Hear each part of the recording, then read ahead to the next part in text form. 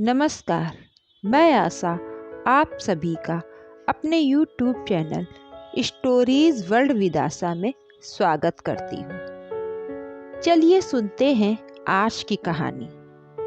आज की कहानी का शीर्षक है उधार के रुपए।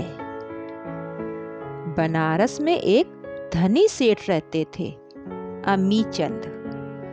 अमीचंद बंगाल के मुर्शिदाबाद जिले से व्यापार के सिलसिले में बनारस आए थे और फिर बनारस के ही होकर रह गए। वह काशी राम कटोरी बाग के पास रहते थे। समय की गति के साथ उन पर लक्ष्मी की कृपा बनी रही। अमीचंद बनारस के नामी अमीरों में गिने जाने लगे, लेकिन पुत्र न होने से दुखी रहते थे। सेठ अमीचंद सरस्वती के आराधक थे और काफी दिनों बाद सन 1850 ईस्वी में उनके घर एक बच्चे की किलकारी गूंजी। बच्चा कुछ बड़ा हुआ तो नाम रखा गया हरिश्चंद्र। हरिश्चंद्र में बचपन से ही कविता रचने के गुण थे।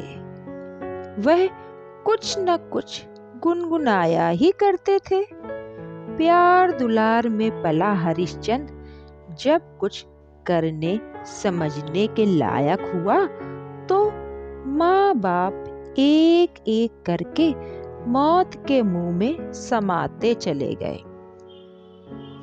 यह देख हरिश्चंद्र का मन विरक्त हो गया।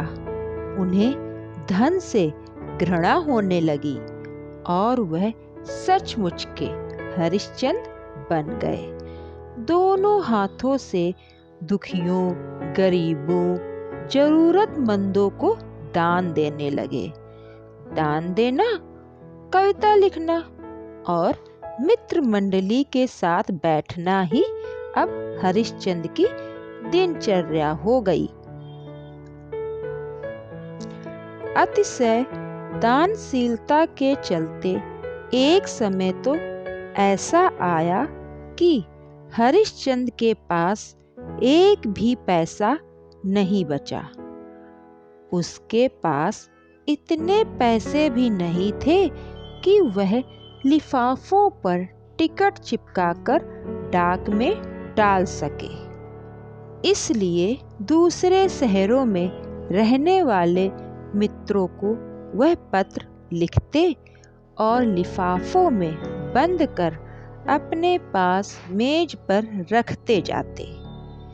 एक दिन उनके एक मित्र ने बिना टिकट लगे लिफाफे देख लिए, कारण भी समझ गए और फिर उन्होंने 5 रुपए के डाक टिकट लाकर लिफाफों पर चिपकाए और डाक में डाल दिए। कुछ दिनों बाद हरिश्चंद्र की हालत सुधरी। उनके पास धन आया। अब जब भी वे मित्र हरिश्चंद्र से मिलने आते, हरिश्चंद्र उन्हें 5 रुपए देते हुए कहते, मित्र, आपको याद नहीं, आपने एक बार मुझे 5 रुपए उधार दिए थे। एक बार, 2 बार, 3 बार, 4 बार और जब बार बार यही घटना होने लगी तो एक दिन मित्र ने कड़े स्वर में कह दिया, लगता है अब मुझे आपसे मिलने आना बंद करना पड़ेगा। 5 रुपयों ने तो मेरा जीना हराम कर दिया है। हरिश्चंद्र की आंखों में आंसू आ गए और वो आंखों से निकलकर झड़ने लगे। वे बोले, मित्र, आपने ऐसे समय में मुझे 5 रुपए दिए थे जब कहीं से मिलने की उम्मीद नहीं थी। अब यदि मैं जिंदगी भर रोज आपको 5 रुपए देता रहूं तो भी आपसे ऋण नहीं हो पाऊंगा। यह कहकर दोनों मित्र आपस में गले मिलकर रोने लगे। यही हरिश्चंद्र बाद में भारतेंदु हरिश्चंद्र के नाम से प्रसिद्ध हुए।